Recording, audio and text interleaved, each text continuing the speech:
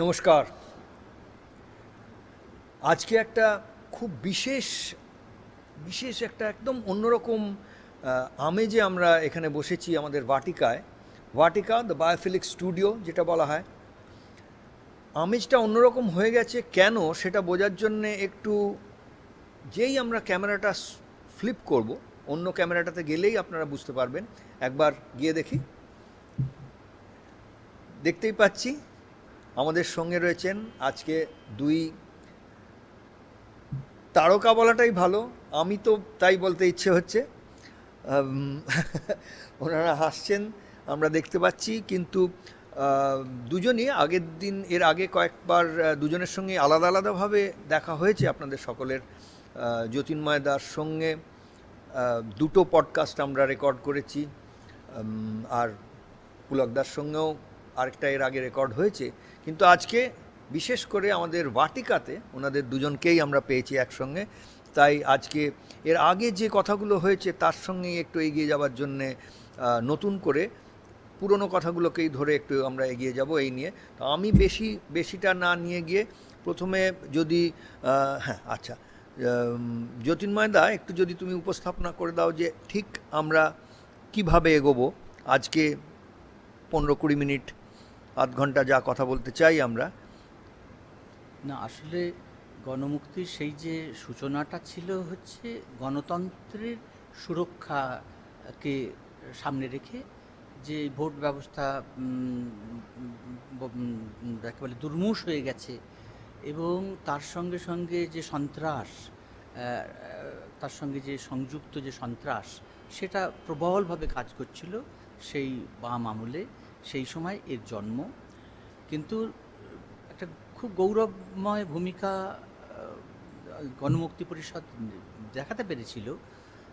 কিন্তু তারপরে 11 সালের পরে আমরা দেখলাম ওই একটা ভোট খুব সুন্দর হলো গত 40-45 বছরের ইতিহাসে বাংলায়। কিন্তু 11-র ভোটটা 11 ভোটটা ভোটের মতো ভোট হয়ে গেছিল। তারপরেই দেখছি ধীরে ধীরে যা চলছিল সেই দিকে আমরা ফিরে গেলাম।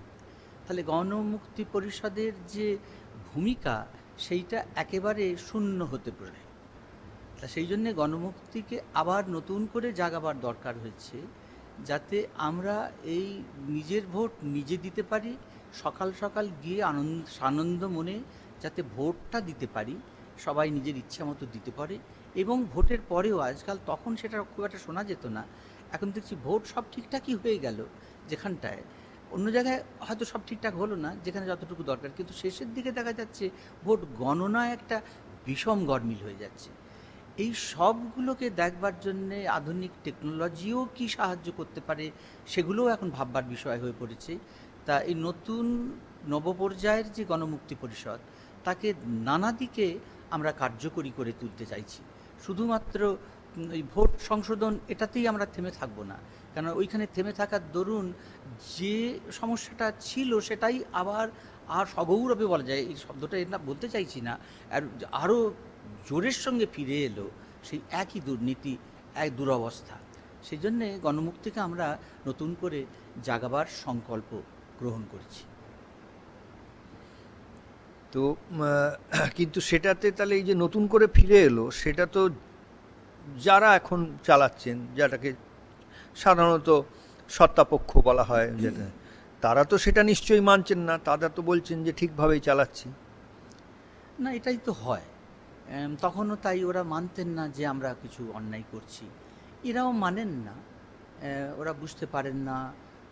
ওরা এই যা যা হচ্ছে সেটা একটা ব্যতিক্রম বলে চালাতে চান, যখন সবাই দেখিয়ে দিচ্ছে স্পষ্ট করে ওটা একটা ব্যতিক্রম যেন। কিন্তু এইটার উপরেই দাঁড়িয়ে আছে এই যে সেদিন তুমি বলছিলে যে একবার যদি আমি কিছু দায়িত্ব পাই 5 বছরের জন্যে, আমি তারপরে তার থেকে নামার দরকার মনে করব, এবং অন্যজন আরও বেশি করে করুক, অন্য কিছু করুক। তো এই যে 5 বছর, 10 বছর, 15 বছর আমাকে থেকেই যেতে হবে, এই যে জবরদস্তি করে, জুলুম করে, এই বাস্তবতার মধ্যেই একটা পাপ আছে। পাল্টে পাল্টে অন্য রাজ্যেও তো হয়, স্বাভাবিকভাবে হয়। অন্য রাজ্য আমি দেখছি, হিমাচল প্রদেশ, রাজস্থান, এখানে একজন যাচ্ছে একজন আসছে, একটা রক্তক্ষয়, একটা লোকক্ষয় কিচ্ছু হচ্ছে না। সুতরাং এটা আমরা পশ্চিমবাংলায় করতে পারবো না। যে থাকবে সেই অন্তত 20, 25, 30, 34 বছরই থাকতে হবে। এই বাস্তবতার কেন হয়েছে? আর স্বাভাবিক পরিবেশ কী কারণে বাংলার উপর দিয়েই এই দুর্গতিটা ঘটছে, এটা একটা আলাদা গবেষণার বিষয়। এটা কেমন করে তার পুরনো কী সংস্কৃতি গড়ে উঠেছিল, ইংরেজ এসেছিল, ইংরেজের বিরুদ্ধে কেমন করে আন্দোলন গড়ে উঠছিল, অনেক কিছু জড়িয়ে আছে এর সঙ্গে। তা এখন বাংলার বাস্তবতাটা হচ্ছে এই যে এখানে ভারতবর্ষের অন্য জায়গার থেকে এটা অন্য রকম হয়ে উঠতে চাইছে। এটা শুধু যে বাংলা এখন ভারতের সঙ্গে থাকবে কি না, এই একটা নতুন কথা, আজগবি নতুন কথা এখন উঠেছে। এটা এটা যে কেউ কেউ ভাবতেও পারছেন, তাতে বুঝতে পারা যাচ্ছে বাংলার কি দুর্গতি। এটা এই না, কিন্তু আবারও এই জিনিসটাই বলি যে যেমন বলছিলে, তখনও হয়তো কোনো সময় যে সত্তায় আছে তার তো মনে হয় না যে সে যেটা করছে সেটা ভুল করছে না, তাহলে কিছুদিন আমরা ছেড়ে দিয়ে নিজেদের আত্মসমালোচনা করি, সংশোধন করি। জোর করে যখন তারা হাত থেকে বেরিয়ে যায় তখন তারা বলে না, এটা তো আমরা মেনে নিলাম, জনতার যেটা বলার রয়েছে। তো এটা পুলকদাকে একটু বোঝার চেষ্টা করি যে আগের বার যখন হয়েছিল এটা, তখনও তো আগের দিন তুমি বলছিলে যে কিছুটা প্রথমে শুরু হয়েছিল যে যেটা হচ্ছে সেটা ঠিক নয়, এদিকে প্রথমে ভোটের ব্যাপারেই অতটা নয়, মানুষ জাগুক। তারপরে হয়েছিল যে না, যারা চালাচ্ছে তারা ঠিক চালাচ্ছে না, এদের না থাকাটা দরকার। তো এখনও ব্যাপারটা হচ্ছে আমরা কি এই গণমুক্তি যেটা, সেটা তো ঠিক সেইভাবে দেখতে গেলে সত্তাটা তো পার্টি কেন্দ্রিক কিছু নয়, আমি তো যা বুঝেছি। এটা তাহলে সত্তাটা কি ঠিক? গণমুক্তি তো অনেক বড় কথা, বড় দিয়েই তো আমাদের শুরু করতে হয়। আমরা যখন ভালো কিছু ভাববো বা বলবো, তখন তো সামনে সবচেয়ে বড় একটা চরিত্রকেই আমাদের ভাবতে হয়, ধরতে হয়। ভগবানের কথাই ভাবি, রামচন্দ্রকে যে আমরা একটা আদর্শ চরিত্র মেনে নিয়েছি, রামচন্দ্র আমরা কেউ হতে পারবো না, এবং রামরাজ্য প্রতিষ্ঠা হলেও পারবো না। তাহলে রামচন্দ্র আমাদের কি করছেন? উনি একটা আইডিয়াল হিসাবে আছেন, যাকে অনুসরণ করতে করতে আমরা তো কিছুটা উঠতে পারি। এটি হচ্ছে আসল কথা। ভগবানকে অনুসরণ করতে করতেই ভাবতে ভাবতে আমরা কিছুটা যেতে পারি। তেমনি গণমুক্তিটাও একটা বড় শব্দ, বড় কথা। গণের মুক্তি, জনগণের মুক্তি, কিসের থেকে মুক্তি? প্রশ্নটা এই। প্রথম যখন এটা তৈরি হয়েছিল, আগে বলেছিলাম তোমাদের যে এটা ছিল সন্ত্রাস থেকে,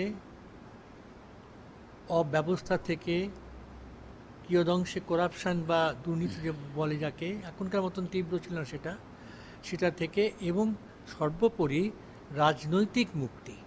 রাজনীতি, দলীয় শাসনের যে অপব্যবহার চলছে সেটার থেকে মুক্তি, গণতন্ত্রের প্রতিষ্ঠার জন্য করা, সেইটা ছিল গণমুক্তি। ওইটুকুর মধ্যেই ওটা সীমাবদ্ধ ছিল।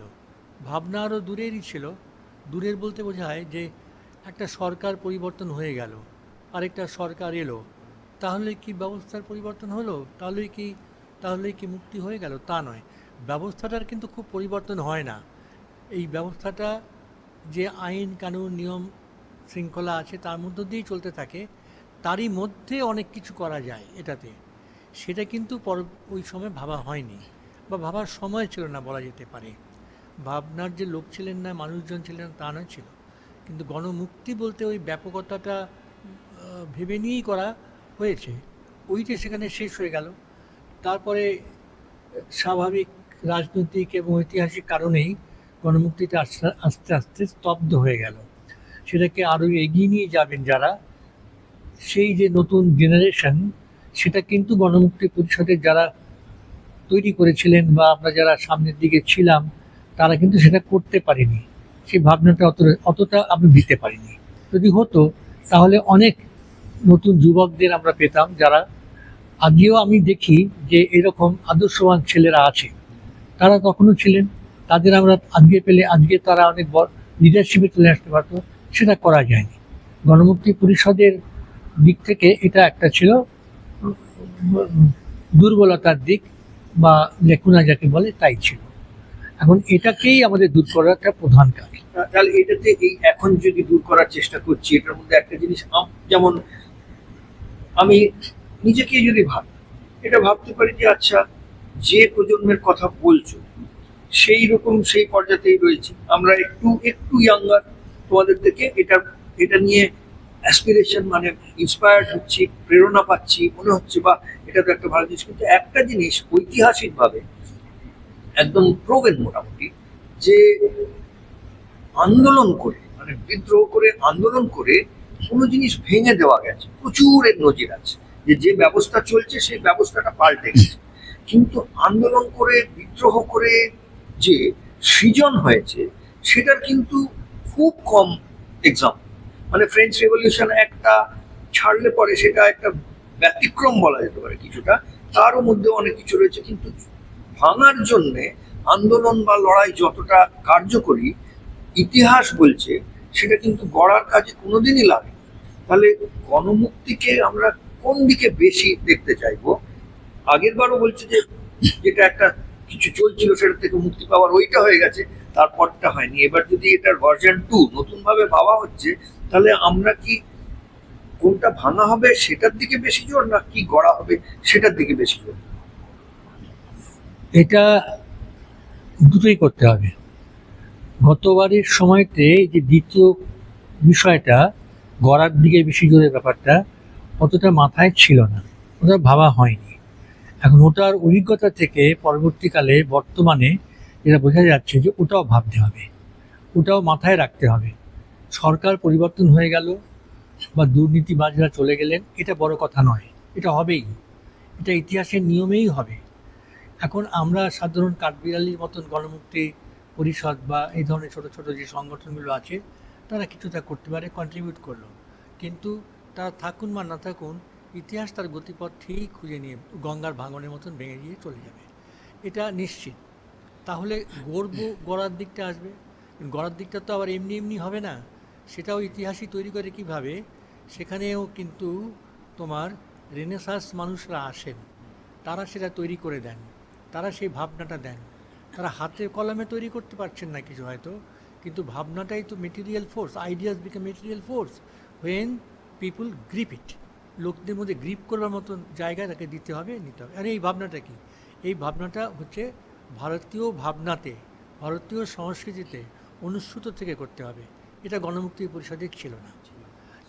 এই যে আজকে আমরা বুঝতে পারছি, আমি বুঝতে পারছি যে তোমাকে ভারতীয় হওয়ার জন্য কী কী করতে হবে, তার প্রকৃতিতে, তার চিন্তায়, তার শিক্ষায়, তার ইতিহাসে তুমি যে ভারতীয় হয়ে উঠবে, দল নয়, দলীয়তা বাদ দিয়ে, সেটা তোমাকে হতে হবে।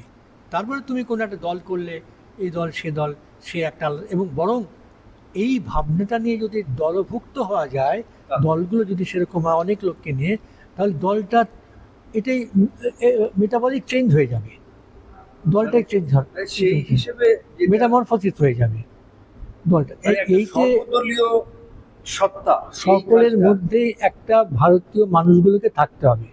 সে একটা বিজেপি করতে পারে, সে কংগ্রেস করতে পারে, অন্য আদর্শে কোনো দল করতে পারে, কিন্তু ওই লোকগুলো যেন না পাল্টায়, সেই ভারতীয় সত্তাটা আনতে হবে। সেটা প্রচারের দরকার। সেটা কে করবে? সেটা গণমুক্তি পরিষদের আরও বৌদ্ধিক দৃষ্টিকোণ থেকে অনেক ব্যক্তিরা করবেন। গতবার যেটা করা হয়নি, এইবারে সেটা করা যেতে পারে।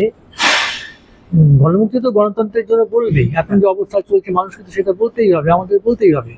কিন্তু তার সঙ্গে রাখতে হবে যে আরও বেশি বেশি করে, ধরুন যারা শিক্ষিত লোকজন, যারা ইয়াং ছেলেরা, যারা টেকনোলজি নিয়ে পাস করেছে, ইঞ্জিনিয়ার, ডাক্তার, তারা ভাবছে আমার মধ্যে ওইটুকুই কাজ, তাদের নয়, সেইটা বোঝানোর দায়িত্ব কিন্তু গণমুক্তি পরিষদের যারা আছেন তারা সেটা করে ওই লোকগুলোকে আরো সঙ্গে আনতে হবে, এইটা একটা তাদের সঙ্গে আনতে হবে। যেটা শুনলাম যে যারা কিনা মানে শিক্ষা, আজকে যেটা বলা হয় ভালো একটা শিক্ষা পেয়েছে, ভালো একটা কোয়ালিফিকেশন পেয়ে ভালো জায়গায় স্টেবল, খুব ভালোভাবে একটা স্থিতিশীল অবস্থায় সমাজের মধ্যে যারা পৌঁছেছেন শিক্ষার দিক দিয়ে উঠে গিয়ে, তারা মনে করছেন আমার কাজ ওইটাই, ভালো ইঞ্জিনিয়ার হওয়া, ভালো ডাক্তার হওয়া, খুব ভালো সফটওয়্যার তৈরি করে খুব ভালো একটা ইউনিকর্ন, মানে ইউনিকর্ন আজকাল যে বলা হয় 5,000 কোটি টাকার ভ্যালুয়েশন হয়ে গেলে কোম্পানিটা দারুণ দাঁড়িয়ে গেল। এইটুকুটা যে নয়, এই পয়েন্টটা নিয়ে তোমাকে একটু যদি যে তাদের দায়িত্বটা, ওটার বাইরে আর কি দেখতে পাচ্ছ? মানে ওই বড় বড় কোম্পানিদের, বড় কোম্পানি হোক কি বড় ডাক্তার হোক কি বড় ইঞ্জিনিয়ার হোক, যে এস্টাবলিশড হয়ে গেল, কিন্তু এক্ষুনি পুলব্ধ বললো যে এইটা তার দায়িত্ব শুধু তার কাজটা তো শুধু সেটা নয়, তার বাইরেও যে কাজ আছে সেটাই বোঝাতে হবে। এইটা বলছি। হ্যাঁ। আমি আর একটা ইয়ে দিয়ে বলি যে আমরা যখন আইআইটিতে পড়ছিলাম, আইআইটির যে ফাসাডটা ওখানে একটা লেখা থাকতো, মানে বড় করে নিয়ন সাইন দিয়ে, dedicated to the service of the nation, এটা কিন্তু লেখা থাকতো। আমাদের যে লোগো মনোগ্রাম যেটাকে বলা হয়, সেটাতে ছিল যোগা কর্মসু কৌশল।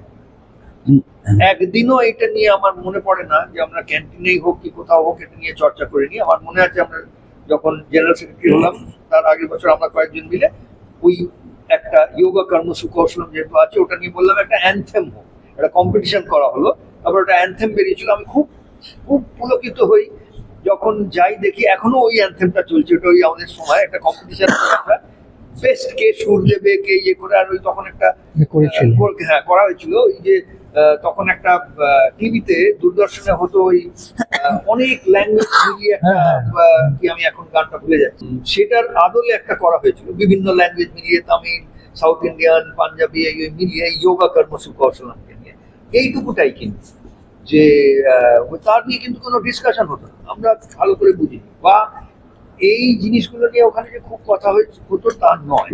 Dedicated to the service of the nation যে লেখা ছিল সেটা নিয়ে আমরা হাসি মজা হতো যে হুইচ নেশন, কারণ সবাই তো ওখানে পড়াশোনা করে ওই আমেরিকাতে যাওয়ার প্রোগ্রাম, তাহলে কথা হতো dedicated to the service of the nation, প্রশ্ন তো হুইচ নেশনের কথা বলা হচ্ছে। আবার তার মধ্যে আরেকটা মজা হয়েছিল যে এক সময় ওই কয়েকটা লেটার মুছে যেত, হয়তো কোনো কারণে টেকনিক্যাল স্ন্যাগে উড়ে গেছে। সার্ভিসের এসিআরটা যদি মুছে যায় তাহলে কথাটা হয়ে যায় ভিআইসিই, শুধু ভাইস। তো সেই এইসব ব্যাপার আছে, কিন্তু আমার মনে হয় ওই ব্যাপারটা নিয়েই বোধহয় হ্যাঁ সেটা একটা খুব একটু আগেই কথা যেটা হলো, রেনেসাঁর কথা বললেন যে রেনেসাঁকে চাই আমাদের এখানে। তা আমাদের যে 19 শতকে রেনেসাঁ, সেইটার একটা অপার গৌরব ছিল। তারা অনেক কিছু ভেবেছিলেন, কিন্তু কেমন করে আমরা 20 শতকের গোড়ার দিক থেকে একটা ধারা তৈরি হলো যেটা তার বিপরীতে চলে গেল। আমরা 19 শতকের সেরা মানুষ পেলাম, মানে মনীষার আমাদের যে রেনেসাঁর যে সৃষ্টি রূপে যে সেরা 3 জনকে শেষের দিকে পেলাম, তারা হচ্ছেন রবীন্দ্রনাথ, বিবেকানন্দ, শ্রী অরবিন্দ। এই 3 জন নেতাজি ওদেরই অনুসারী। তো বিবেকানন্দের ভীষণভাবে অনুসারী উনি, তা সেই জন্য ওকে আলাদা করে ধরো, ওনার স্টল ওয়ার্ড, এরা তাদের কর্মযোগে ওরা বেশি জয়িয়ে ছিলেন। তো যাই হোক, তো এখন এই ধারাতে এমন একটা হলো কি যে আমাদের এই ইতরতার শক্তিকে আমরা যেন বেশি করে ব্যবহার করতে শিখলাম। আমাদের সমস্ত মানুষটার যে সমগ্র শক্তি সেইটাকে আমরা একটু বাতিল করে দিলাম। এইখান থেকেই শুরু হলো যে ওই চাকরি পেয়ে যেটা করতে চাইছি, আমি যেটা বললাম যে ধারায় উনি বললেন যে এখন আমাদের গণমুক্তি পরিষদের ওই রকম রেনেসাঁস নিয়েই তৈরি করতে হবে। রেনেসাঁসে মানুষ যদিও খুব বেশি নেই, এখন সকলেই চলে গেছেন প্রায়, যারা এমনি মানুষ আছেন ওই ভাবনাটা দিয়ে আমাদের কিভাবে তৈরি করবো যুবক, এই পয়েন্টটা থেকে তুমি জোর দাও। রেনেসাঁসে না সেটাই, ওই যে ছোট একটা অংশতে আমরা আটকে গেলাম। চাকরি পেলে, টাকা পেলে আমরা ধন্য হয়ে গেলাম। এই যে আইআইটি থেকে ভালো সৃষ্টি হচ্ছে, ব্রিলিয়ান্ট ছেলেমেয়েরা বেরিয়ে আসছে, তারা ওই দেশের বাইরে তারা সেবা দিচ্ছে। দেশের সেবা, সার্ভিস টু দ্য নেশন, সেটা আর হয়ে উঠছে না। সেখানে একটা ভীষণ বড় যুক্তি কাজ করে। তারা বলে যে না, আমরা যে সেবাটা দিচ্ছি, আর সেটার মধ্যে খুব যে ভুল তা নয়, দিচ্ছি, তার দরুন একটা অনেক ক্যাপিটাল এসছে ওখান থেকে, অনেক টেকনোলজি এসছে। এখানে থেকে গেলে ওই কাজ করার সুযোগগুলোই পাচ্ছিলাম না, ওখানে সুযোগ পেয়েছি বলে অনেক কিছু করতে পেরেছি, সেইগুলো এখানে এসেছে। দেখো সৌরভ, এটা ঠিকই বলছে, এটা তো মানে ভুল কিছু নয়, কিন্তু এখানে ফান্ডামেন্টাল প্রশ্নটা অন্য জায়গাতে। তারা, তুমি যখন বলছো তুমি কি দিচ্ছ, তুমি চাকরি করবার জন্যই গেছো, তুমি নিজেকে বড় করবার জন্যই গেছো, বাই প্রোডাক্ট হিসেবে সেটা আসছে। আমি ওখানে চাকরি করতে গেলে আমি বড় কিছু একটা বাইরে গিয়ে করলাম এবং তার ফলে দেশ কিছু পাবে, এই ভাবনাটা নিয়ে তুমি যাওনি। ওটা তোমার হয়তো পরবর্তীকালে কি প্রশ্ন করাতে তুমি একটা উত্তর দিয়ে নিজেকে দাঁড় করাবার চেষ্টা করছো, ঠিক আছে, সেটা আমরা গ্রহণ করব, গ্রহণীয়, তোমার কন্ট্রিবিউশন ইজ গ্রেট কন্ট্রিবিউশন। কিন্তু এইখানে কথাটা হচ্ছে যে ওইটা করতে করতে বিদেশের থেকেও দেশপ্রেমিক হওয়া যায়। দেশপ্রেমটা যার থাকবে সেটা তো এখানে থাকবে, সেটা আমি আমেরিকায় গেলেও থাকবে, সেখানে লন্ডনে গেলেও থাকবে, পাকিস্তানে গেলেও থাকবে, যদিও ওখানে হাত যাওয়ার কোনো জায়গা নেই, প্রেম উবে যাবে। কিন্তু আমি তো দেশপ্রেমটা যদি আমার থাকে, আমি যেখানেই কাজ করি সেই কাজের ফসলটা আমি সেইভাবেই দিচ্ছি মনে করতে পারি। এই লোকটি যখন আবার ফিরে আসবে, ছেলেটি ফিরে আসবে, তখন সে এখানে মিনিংফুল কিছু করতে চেষ্টা করবে তার দেশপ্রেমটা থেকে। আমি বলছি যে আইডিয়াসটা, ভারতীয় সংস্কৃতি, শিক্ষা, সভ্যতা, কালচার, এটা দিয়েই কিন্তু তার বাড়িতেও সেই ছেলেমেয়েদের তৈরি করতে হবে, পাড়াতেও তৈরি করতে হবে। ওখানে গেলেও আমি যখন মনে রাখতে হবে যে আমি ভারত থেকে যাচ্ছি, ভারতবর্ষ থেকে, আমি একটা সেন্সে ambassador of my country to them, একটা অ্যাম্বাসাডার আমি হিসাবে যাচ্ছি, সেটা কালচারাল অ্যাম্বাসাডার। সুতরাং ওইটে গণমুক্তি পরিষদ, আমি চলে আসি এই জায়গাতে, থিওরিটিক্যাল কথাতে না গিয়ে বড় ইতিহাসের কথাতে। গণমুক্তি পরিষদের একটা দায়িত্ব থাকবে, না থাকলে সেটা শুধুমাত্র ছোট্ট রাজনৈতিক সংগঠনই হয়ে থাকবে।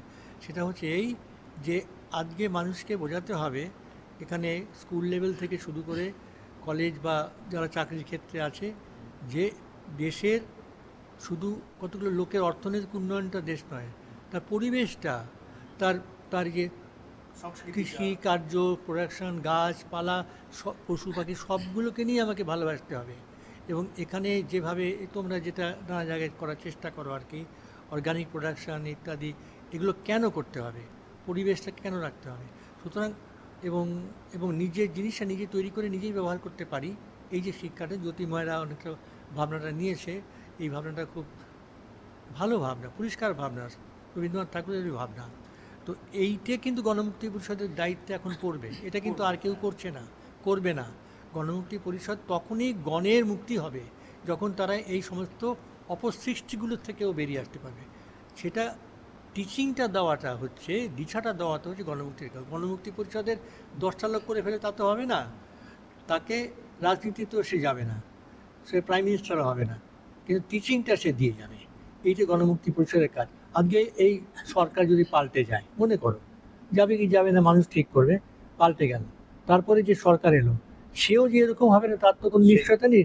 সিস্টেমটার মধ্যে ঢুকে গেলে তাকে যারা ঘিরে ধরবে চারদিক থেকে, তারাও তাকে টেনে দিকে না হবে। সেখানে এই ভাবনাটা গণমুক্তিকে দিতেই হবে পরিষদকে, যে আমাদের এইখানে থামলে চলবে না, আমাদের আরো মানুষ থেমে গেল ভোট দিয়ে, তাহলে হবে না। এই ভাবনাটা ভাবাবে কি না গণমুক্তি। একটা আমি প্র্যাকটিক্যাল জিনিস বলছি, একদম ধরে নিই, আবার যখন আমরা কলেজে ছিলাম, পড়ছিলাম, তখন তো এই দিকটা আচ্ছা যেতে হবে, পৌঁছতে হবে কোথাও। এই জায়গা থেকে এখন আমার পিয়ার গ্রুপ যাকে বলতে পারি, যারা আমাদের সমসাময়িক, তারা সবাই একটা জায়গায় বেশ ভালো এস্টাবলিশড হয়েছে, সবাই মানে যতজন এস্টাবলিশড হয়েছে, তাদের বেশিরভাগই যখন একত্রিত হয় তখন কিন্তু একটা খুব স্ট্রং, খুব বেশ দৃঢ় এই ব্যাপারটাও হয়। অন্যান্য নানা রকম কথা হয়, কিন্তু তার মধ্যে এইটা একটা খুব দৃঢ়ভাবে হয় যে গিভিং ব্যাক, যেটাকে বলা হয়, যে কি করতে পারি। সেইখানে কিন্তু একটা দেখা যায় যে তারা যখন দেবার চেষ্টা করার জন্য খুব মানে খুবই ভেতর থেকে চেষ্টা করার জন্য অনেক ত্যাগ স্বীকার করেও, হয়তো কোনো সময় ত্যাগ স্বীকারটা কম হয়, কিন্তু কোনো ক্ষেত্রে খুব ত্যাগ স্বীকার করেও যদি করার চেষ্টা করছে কিছু, এখান থেকে যেন একটা বিরোধী, এখানে এসে ওই প্ল্যাটফর্মটা পায় না। যদিও নানা রকম আছে, গ্লোবাল মিট, এই মিট, ওই মিট, ইনভেস্টার্স মিট, তাতে সে সকলেরই মনে হয় যেন আমরা ওখানে আমার পয়সাটা চাই মানুষ, আমি ওখানে যদি অনেক পয়সা রোজগার করি, আমাকে চায় না। হ্যাঁ, না, এইটাকে ফেসিলিটেট করা, এইটা একটা খুব গুরুত্বপূর্ণ জায়গা। তবে আমার কি মনে হয় না, উপরে এই যোগাযোগটা এসে যাওয়া, এটা যেমন দরকার, আরো গোড়া থেকে তার জায়গাটা প্রস্তুত করাও সমান দরকার। যেমন এই যে এক্ষুনি কথা হচ্ছিল যে স্কুলকে কেমন করে জড়ানো যাবে। আমরা তো মনে করি ওই যেমন বুক ব্যাংক স্কুলের একটা অপরিহার্য অঙ্গ বলে আমরা এতাবৎ বুঝে ফেলেছি, এখন ব্যবহারটা কমে গেছে অনেক, তবুও আছে ওটা। তা ওর সঙ্গে আমাদের আবহমান যে সভ্যতা, তার সংস্কৃতির যে সম্পদ, যে আমাদের প্রজ্ঞা, তার সঙ্গে জ্ঞান, তার সঙ্গে আমাদের একটা যোগাযোগ হওয়ার জন্য বই। কিন্তু বীজ ব্যাংক বলে একটা জিনিস যে স্কুলের সঙ্গে থাকা উচিত, এবং সেইটা নিয়ে কেমন করে তার সর্বোচ্চ সদ্ব্যবহার কোথায় কোথায় হতে পারে, আমাদের যে 60% জমি কাশ্মীর থেকে অরুণাচল পর্যন্ত পাহাড়ি জমি, 60% ফাঁকা আছে। আমাদের যে 57% কৃষি জমি, তাতে অ্যাগ্রো ফরেস্ট্রি যদি যুক্ত হয় এগ্রিকালচারাল সায়েন্সের দিক থেকে সেটা সর্বোত্তম, কিন্তু সেটা আমরা করে উঠতে পারছি না কেন? আমাদের যে 27% জমি আছে তার 1/3 বা 1/4 অংশ রাস্তার ধার, খালের ধার, বিলের ধার, এগুলো কেন আগামী 10 বছর শুধু ফলের গাছ দিয়েই প্রধানত, তবুও আমি জেদ করব না, যে 80% অন্তত যে ফলের গাছ দিয়ে কেন ভরাবো না? কেন আমাদের আরও 25% ফ্রুট ফরেস্ট দিয়ে আমরা আমাদের দেশকে ছেয়ে ফেলবো না? আমাদের গরমের দেশে 25%, এইটা করতে গেলে স্কুলকে একবারে একটা কারিকুলামের মধ্যে যুক্ত করতে হবে, ওইখান দিয়ে শুরু। তখন দেখা যাবে যে বিশ্ব মনীষা আমাদের, যারা আমাদেরকে বাইরে পাঠিয়ে দিয়েছি, তারাও তার মধ্যে যোগের একটা জায়গা পাচ্ছেন, তা নাহলে একটা মুশকিল হয়। আমি ঢুকতে চাইছি হ্যাঁ। মানে তোমার কথাগুলো সাবস্টেন্সটা ধরে ফেলার পরে আর কি, যে সেটা হচ্ছে আমি বলতে চাইছি গণমুক্তি পরিষদ কি করবে। আমি গণমুক্তি পরিষদই থাকতে চাইছি। গণমুক্তি পরিষদের ভূমিকাটা কী হবে? গণমুক্তি পরিষদের পরবর্তী ভূমিকাটা হওয়া উচিত এইটে, তার ম্যানিফেস্টোটার মধ্যে থাকবে যেটা, যে রাজনীতি তো হলো, আমাদের টেন্ডেন্সিটা, প্রপেন্সিটিটা কি, বাংলায় বাঙালির কী সেটা, যেটা অন্য প্রভিন্সের, অন্য প্রদেশের মানুষজনদের মধ্যে এরকম নয়। সেটা হচ্ছে যে সব সময় একটা হট হয়ে থাকা, গরম হয়ে থাকা, কিছু কাজ নেই, এটা এই পার্কটা চক্কর দিয়ে আর বলতে থাক কত ওর নিপাত যাও বলে শুধু বলে যাও, মন্ত্র এরকম একটা। এইটাই তো বাঙালির হয়ে গেছে। আমরা তো গণমুক্তি পরিষদ বাঙালির কথা ভাবছি, এখানে ছোট করে ভাবছি। তাকে এই চক্করটা থেকে বের করতে হবে, এই আদর্শটা দেশপ্রেমের, এই যেটা জ্যোতিমা বলতে চাইছে, এগুলো আমাকে বা ওনাকে বুঝিয়ে তো ব্যাপারটা নয়, এটা যাদেরকে বোঝাতে হবে তাদের কাছে গণমুক্তি পরিষদে যেতে হবে মহাবসালে। এবং এই যে কমিউনিস্টরা যেটা করে, 5টি লোক তারা প্রথমে ছিল, কিন্তু তারা আঁকড়ে ছিল তাদের আদর্শটাকে, যে আদর্শ ভুল হোক ভালো হোক যাই হোক গিয়ে ছিল, এবং তারা ওটা আমরা তো ছোটোবেলায় দেখেছি সেটাকে ধরে তারা কিন্তু মানুষের কাছে বোঝাতো যেত। 6টা লোক 10টা লোক নিয়ে মিছিল করতো, লম্বা মিছিলের কথা এখন আসে, মানুষ সেফটি নয়, কিন্তু করতো, ওরা বেরোচ্ছে, দেখ লোকগুলো খুব ভালো, তারা কোনো ক্ষমতারে করে না, সুন্দর। এই যে মানুষকে আকর্ষণ করা, গণমুক্তি পরিষদ এটা করবে, যেটা আগের দিনও বলেছিলাম, যে আমরা যখন এই সিপিএমের বিরুদ্ধে বা অগণতান্ত্রিক ব্যবস্থার বিরুদ্ধে কথা বলেছি, আমরা কিন্তু ভোট চাইতে আসিনি, ভোটের কথা বলছি না, এটি দিয়ে শুরু করেছিলাম। আমাদের দিকে লোকেরা শুনতো, দেখতো, এই কারণে মেনেছি কিছুটা। এখন এই জিনিসটা তোমাকে কিন্তু স্টার্ট করতে হবে পরবর্তীকালে, যে এই পলিটিক্সটাই সব নয়, পলিটিক্সটা জীবনের আমাদের একটা, রাজনীতি তো থাকবেই, কিন্তু ওটাই আমাদের জীবন নয়।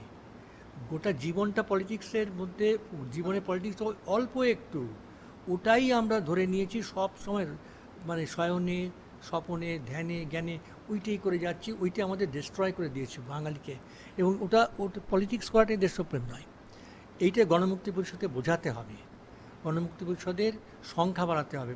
কমিউনিস্টরা ছিল 5 জন, ওই 5 জনই ঘুরে ঘুরে বেরিয়ে যদি করতে পারে, গ্রামে গঞ্জে মানুষের কাছে গিয়ে এইটুই করো, কোনো দলের কথা নয়, দলীয়তা থেকে বেরিয়ে এসো, বেরিয়ে এসে রাজনীতি করো, কিন্তু এই ভারতীয় ভাবনাটা, এটি হবে আমাদের কাজ। তার মধ্যে সব কিছু আসবে। এটাও আমার খুব বড় ব্যাপার একটা, যে রাজনীতি করো, রাজনীতি করা মানেই পার্টি করা না। এই যে দলীয় ব্যাপারটা একদম আজকে দলীয়তার বলতে গেলে তো পার্টি করা সবাই, তো রাজনীতিটা করতে হবে, করতে গেলে যে পার্টি করতে হবে, পার্টি করা ছাড়া না করে রাজনীতি করা যায়, সেইটা দেখো, সেইটা এটা আসলে হচ্ছে, এটা আমরা, সেটা সুনন্দবাবু খুব সুন্দর করে বলছে আমরা তো পলিটিক্সই করি, কিন্তু এটা নন পার্টিজান, মানে অদলীয় একটা পলিটিক্স।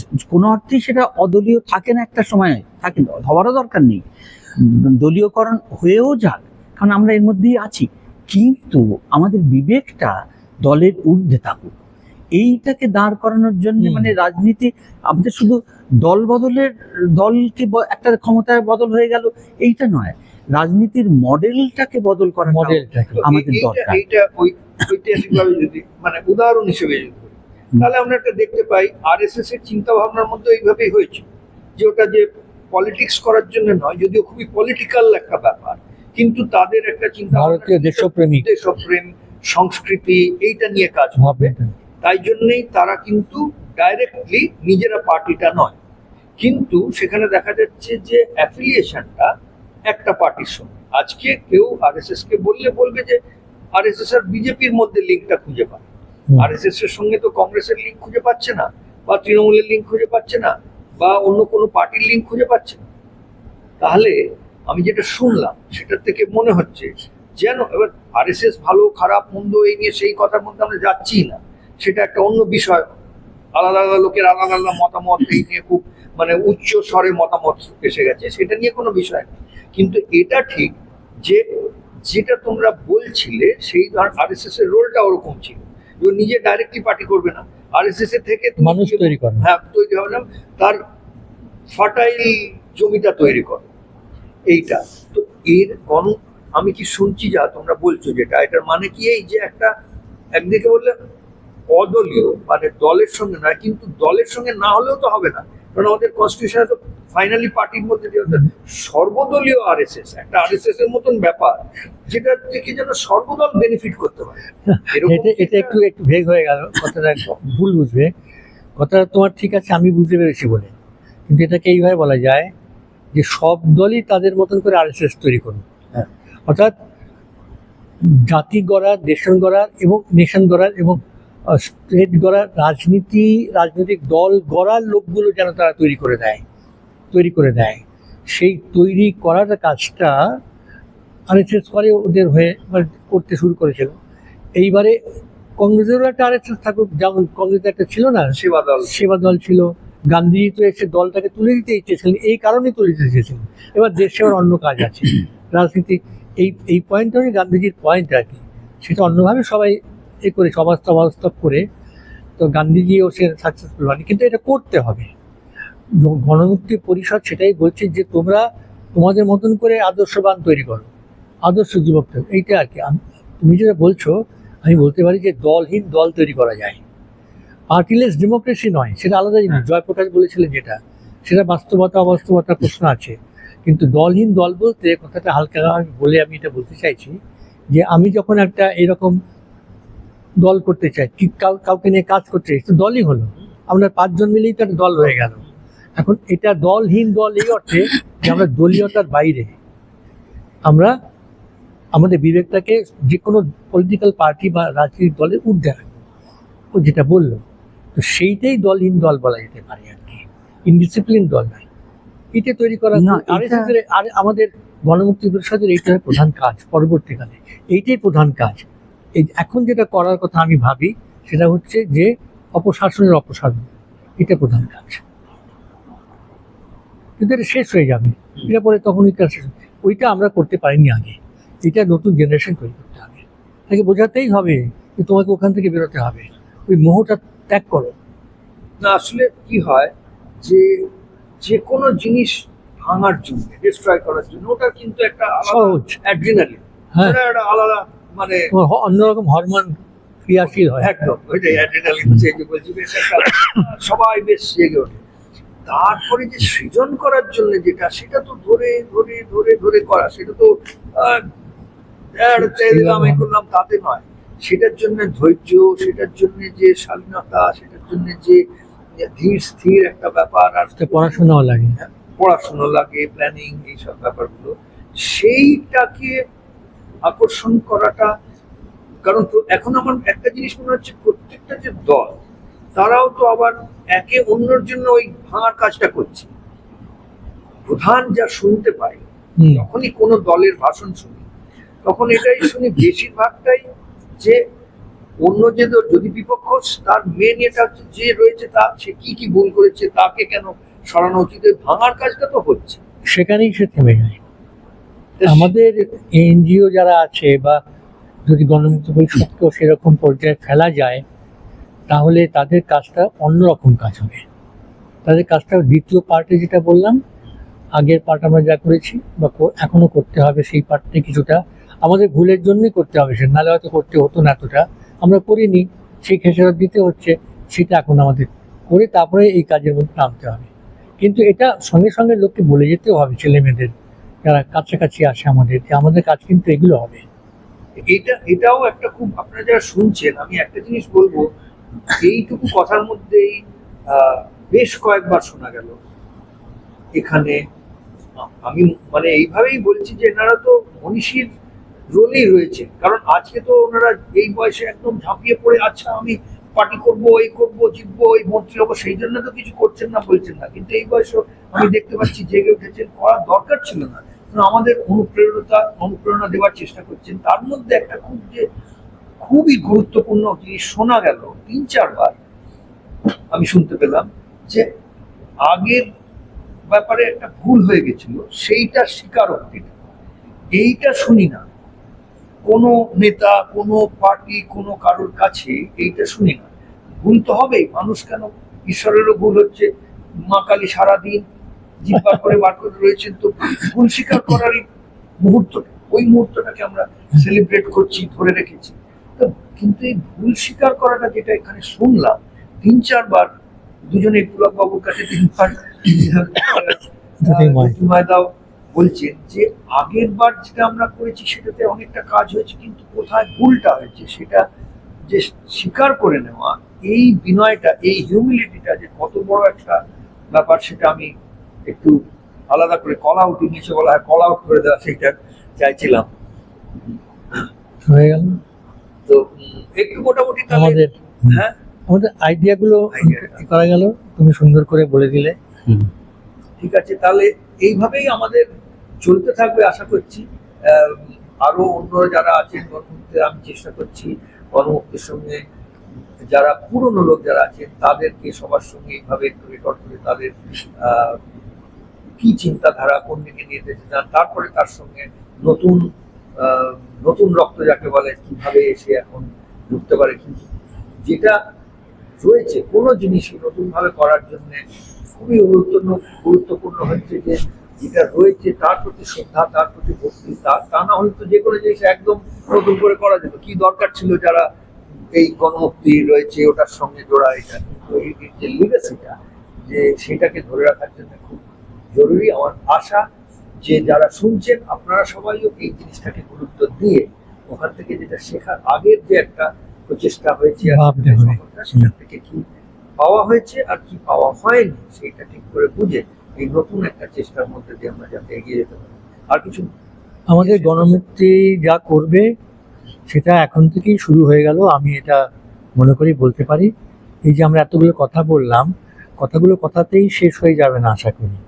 আশা করি যে এটা বুঝতে হবে, অনুধাবন করতে হবে, পাঠ নিতে হবে নিজের ভেতর থেকে। এটি আমি জানাতে চাই, অনুরোধ করতে চাই সবাইকে। তা না হলে দেশের মুক্তি হবে না। গণমুক্তি মানে কি, দেশের সব খারাপ জিনিস থেকে মুক্তি। হ্যাঁ, তুমি যে শেষ যে ইয়ে করলে, মানে উপসংহার করলে, সেই জায়গাটা খুব ভালো, যে এই গণমুক্তি সব দলকেই একটা শুদ্ধতর রাজনীতির দিকে জাগিয়ে তুলবে। শেষ পর্যন্ত সব দলই মনে করবে যে আমাদের এই প্রতিযোগিতায় অংশগ্রহণ করতে হবে, তা না হলে আমরা পিছিয়ে পড়ব। এই আমরা আগেরটা আমরা কর্তব্য পালন করতে পারিনি, এইটাকে লাগাতার ধরে রেখে আমরা সব দলেরই আমরা উপকার সাধন করতে পারি, গণমুক্তিকে আরো বড় করে জাগিয়ে রেখে। এবং তার যে গ্রাসরুটের বা তৃণমূল স্তরের যে কাজ, সেই কাজকেও একটা সমান অগ্রাধিকার দিয়ে আমরা গঠনমূলক কাজকে প্রতিবাদ এখন আমাদের করতে হচ্ছে। কারণ এখন আমাদের ঘরে আগুন লেগেছে, গান্ধীজির ভাষায়, যে আসল জিনিসটাই, যার জন্য আমাদের স্বাধীনতা পাওয়া, গণতন্ত্রের প্রতিষ্ঠা করার কথা, সেইখান আজ বিপন্ন হয়ে পড়েছে। আর গণতন্ত্রের প্রতিষ্ঠা হলে সব তন্ত্র রক্ষা পায়, সাম্প্রদায়িকতার কোনো দোষ তখন থাকেই না, শুধুমাত্র গণতন্ত্রের দ্বারা। যাই হোক, সেই আমাদের দুটো দিকে, একদিকে প্রতিবাদ আর একদিকে গঠনমূলক কাজ, দুটোকে সমান মর্যাদা দিয়ে আমরা এই নবপর্যায়ের গণমুক্তি পরিষদকে আমরা জাগিয়ে তুলব। তাহলে এই কথাই রইল, গণমুক্তির নতুন ডাক, এই দিয়েই আমরা আজকে শেষ করছি। দেখে থাকবেন, আপনারা একটু ভিডিওগুলোকে আরো ছড়িয়ে দেবেন, তাহলে উপকার হবে। আর তাহলেই আশা করা যায় আমরা এই যে প্রচেষ্টাটা নিয়ে এগোনো হচ্ছে সেটার ফলপ্রসূ। আজকের মতন এতটাই।